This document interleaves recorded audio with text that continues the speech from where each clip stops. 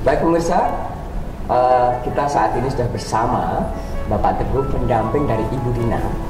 Beliau adalah seorang konsultan PLUT Kota Surakarta, Kecamatan Banjarsari. Langsung saja kita ke Pak Teguh, silakan Pak Teguh. Baik pemirsa dan sobat UMKM dimanapun Anda berada, jadi perkenalkan saya Teguh Wijistihadi. Saya adalah pendamping UMKM di Kecamatan Banjarsari, khususnya yang mendampingi Ibu Dina dalam mengembangkan usahanya. Jadi ada beberapa hal yang bisa kita pelajari dari Bu Dina, dari mengembangkan usaha dari awal sampai akhir, Mas.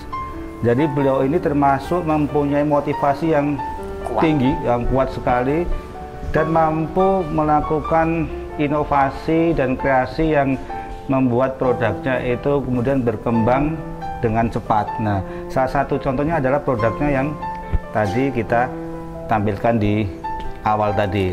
Contoh produknya adalah keripik brownies legini ini, Mas. Jadi selama di PLUT, Mbak Dina itu mengikuti berbagai pelatihan dan fasilitasi yang sudah kita berikan ya. Contohnya adalah pelatihan tentang branding. Branding. Ya. Jadi bagaimana membuat sebuah produk, kemudian mengkomunikasikan kepada pelanggan secara efektif.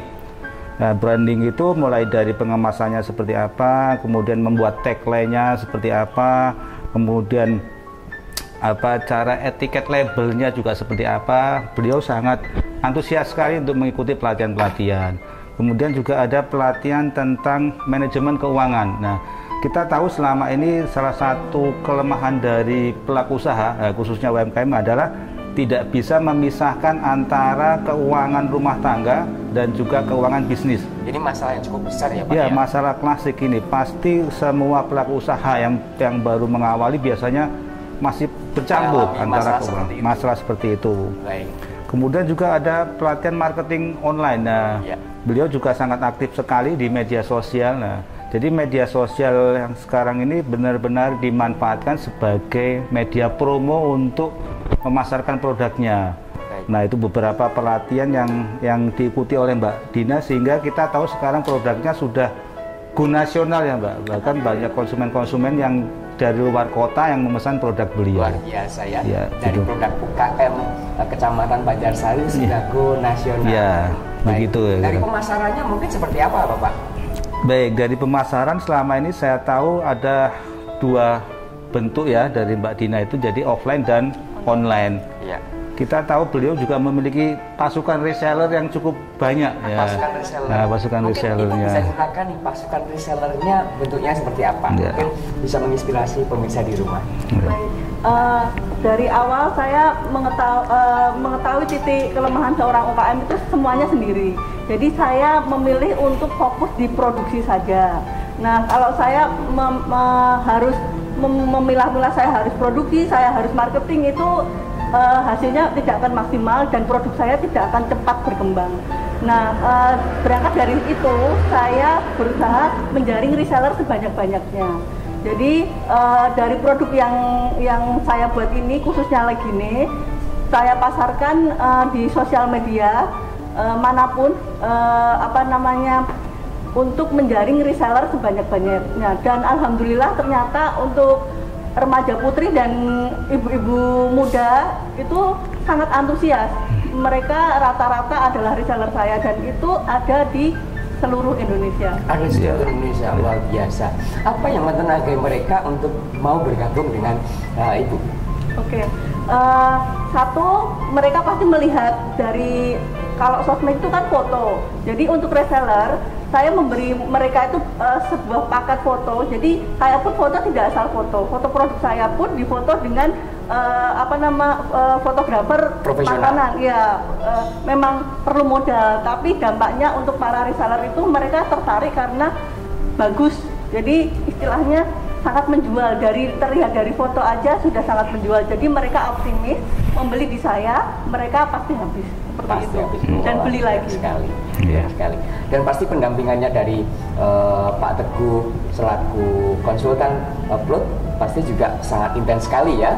Nah, kira-kira hambatannya apa Pak? Jadi gini, itu pemasaran tadi secara offline ya. Nah, secara online juga ada Mas. Jadi kita tertegas lagi kalau Mbak Dina ini aktif juga sebagai YouTuber beliau. Nah, karena dia sudah sering ikut pelatihan-pelatihan fasilitasi di Plut, kemudian juga beliau memberikan ilmunya ke masyarakat, ke teman-teman pelaku UMKM dengan membuat tutorial. Jadi tutorial bagaimana cara mengemas yang baik, bagaimana cara bahkan cara mengurus TIRT dan sebagainya. Beliau juga mengajarkan atau sharing kepada pelaku UMKM di secara umum.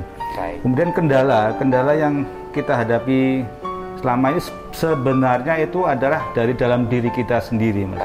Jadi kita semua dalam satu posisi yang sama, maju atau berkembang UMKM itu sebenarnya yang paling berat adalah dalam dari diri kita sendiri.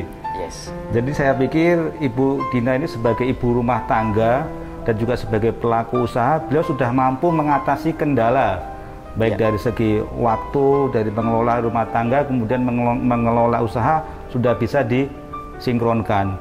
Artinya kendala seperti itu sudah bisa teratasi. Jadi bagaimana kemudian Mbak Dina ini menjaga semangatnya, menjaga motivasinya agar terus tetap stabil dan bisa digunakan sebagai untuk penyemangat mengembangkan usahanya. Artinya kendalanya itu sebenarnya ada, tapi sudah bisa diatasi gitu. Baik. Dan Bapak tadi di belakang mengatakan bahwa akan ilustrasikan bagaimana startup itu seperti apa ya? Baik. Baik, terima kasih. Oke, pemirsa, saya akan sedikit sharing ya bagaimana kita memulai sebuah usaha. Dan ini kita menggunakan salah satu model bisnis ya yang bernama BMC, Business Model Canvas. Nah, ini diciptakan di luar negeri ya oleh Alexander Osterwelder, tapi sudah diadaptasi sedemikian luas di seluruh dunia. Jadi untuk teman sistem ini dipakai di seluruh dunia. Dipakai di seluruh dunia. Dan sudah dikembangkan, bahkan diadaptasi dan dimodifikasi mungkin sesuai dengan kondisi atau karakteristik di wilayahnya masing-masing. Kita sebagai contoh ya, ketika kita akan memulai sebuah usaha, kita ambil contohnya salah satu misalnya masker ya.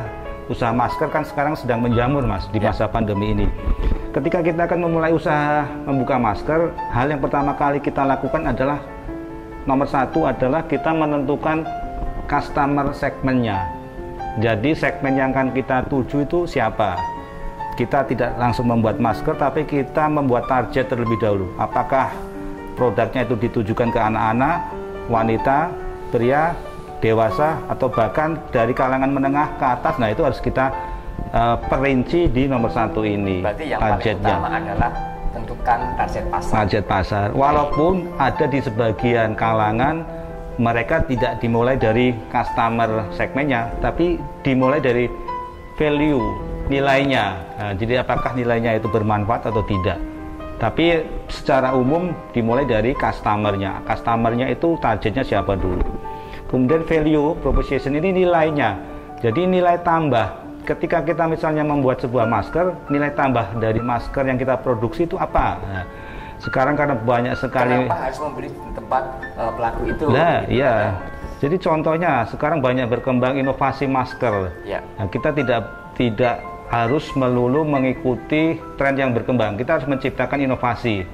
Misalnya, nah ini Mas Inung misalnya ingin pesan masker custom dengan nama Mas Inung di maskernya. Jadi ketika kita bertemu dengan orang, mungkin teman kita lama, mungkin sedikit lupa, ada namanya langsung ingat. Nah, wah ini Mas Inung ini yang terkenal itu. Nah, gitu.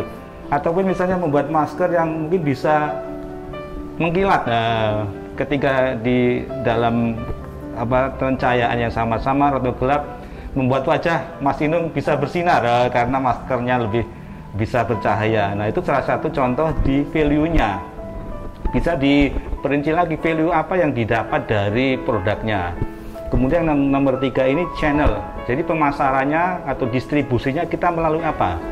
Nah, sekarang kan sudah berkembang online ya. Di medsos sangat gencar sekali. Jadi channelnya bisa dimanfaatkan secara offline dan online. Kalau offline misalnya kita melalui toko-toko atau titip di minimarket atau ke reseller itu offline. Kalau online-nya saya yakin teman-teman sobat UMKM semua sudah pernah menggunakan media sosial ya atau marketplace. Nah, itu harus diperinci di nomor 3 channel. Kemudian di nomor 4. Nomor 4 ini ada customer relationship. Jadi hubungan dengan pelanggan. Jadi bagaimana kita bisa mempertahankan pelanggan itu loyal membeli produk kita. Nah, sesekali mungkin kita memberikan kejutan atau surprise kepada pelanggan. Wah, misalnya ada pelanggan yang ulang tahun. Nah, tahu-tahu kita berikan gift, kita berikan souvenir kepada pelanggan tersebut. Nah, mereka pasti akan semakin terkesan dan akan semakin loyal. Atau memberikan diskon khusus bagi pelanggan yang membeli dengan jumlah banyak dan sebagainya seperti itu. Nah, itu yang di customer relationship, jadi mengikat loyalitas pelanggannya. Kemudian ada di revenue stream. Revenue stream ini bagaimana sumber-sumber pendapatan itu bisa muncul di luar dari produk utama. Misalnya ketika kita membuat masker, kita bisa menghasilkan pendapatan lain di luar produk utamanya. Contohnya apa? Misalnya kita menjual bahan bakunya juga. Kemudian kita juga misalnya menjual aksesoris, misalnya sambungan masker dan sebagainya. Jadi ada keran-keran pemasukan di luar produk utamanya. Itu revenue stream. Kemudian yang nomor 6 itu ada key resources. Jadi sumber-sumber daya utamanya itu apa? Yang kita butuhkan ketika akan memulai usaha. Misalnya pembuatan masker. Terutama ya mungkin penjahitnya ya pasti ada ya, suppliernya, toko bahannya pasti harus ada, kemudian desainnya juga harus ada. Itu sumber-sumber utamanya. Kemudian di nomor 7 itu key activity. Nah, key activity ini aktivitas utama ketika kita akan membuat masker itu harus kita perinci terlebih dahulu ya. Paling enggak ada aktivitas belanja bahan, itu harus tahu di mana bahan yang berkualitas atau mungkin yang murah. Kemudian aktivitas menjahit, nah itu pasti harus dilakukan juga, itu kita perinci. Kemudian desain, nah desain juga hal yang utama. Jadi aktivitas yang utama-utama itu harus diperjelas dulu ketika kita akan memulai sebuah usaha ya. Kemudian yang nomor 8 ini key partner. Jadi mitra kita ketika kita akan memulai usaha itu harus kita target dulu. Kalau kita usaha dalam pembuatan masker, nah, mitranya siapa saja? Nah, misalnya toko pakaian ya, toko fashion ya, ataupun misalnya juga toko-toko minimarket yang sekarang banyak sekali menjual masker. Nah, itu harus kita perinci. Atau juga termasuk reseller. Nah, ini yang tadi disampaikan Mbak Dina juga. Ini adalah partner utama kita. Karena sebagai UMKM kita tidak bisa semua istilahnya mengayai sendiri. Nah, jadi harus ada partner utama. Berbagi keberuntungan juga. Dan yang terakhir adalah cost structure. Cost structure ini adalah beban biaya-biaya yang akan kita keluarkan. Kita harus mempertimbangkan atau menghitung bagaimana biaya yang akan kita keluarkan. Misalnya untuk gaji, misalnya ada pegawainya, kemudian misalnya untuk variabel-variabel yang pokok ya, misalnya listrik, kemudian mungkin air dan sebagainya, itu harus kita perinci. Nah, ini adalah 9 tahap ketika kita akan memulai usaha, tapi bukan berarti untuk usaha baru saja. Untuk usaha yang sudah berjalan bisa dievaluasi juga dengan cara membuat bagan seperti ini, kemudian memperinci hal-hal yang terkait dengan variabel ini. Ini Mas, contohnya yang bisa kita sampaikan, kita sharingkan. Baik, terima kasih kepada Pak Teguh selaku pendamping dan konsultan dari Rut Kota Surakarta, dan terima kasih kepada Ibu Dina yang sudah hadir pada kali ini. Tanpa terasa kita sudah di akhir perjumpaan, dan seperti biasa kita ada slogan dari Rut Kota Surakarta.